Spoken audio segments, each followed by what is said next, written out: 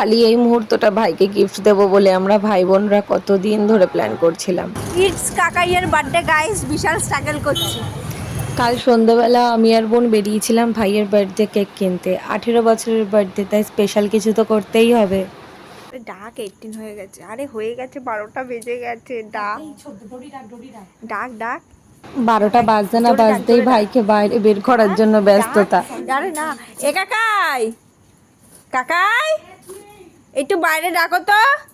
একটা candle light birthday করেছিলাম কাল রাত 12টায়, সব রেডি করেই তারপর ওকে ডাক দিয়েছি। আমার মনে হয় সবচেয়ে বড় উপহার হলো জীবনে এই স্মৃতি।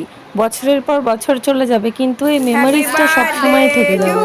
You, happy birthday to you, happy birthday dear ছোটকা, হ্যাপি বার্থডে টু ইউ।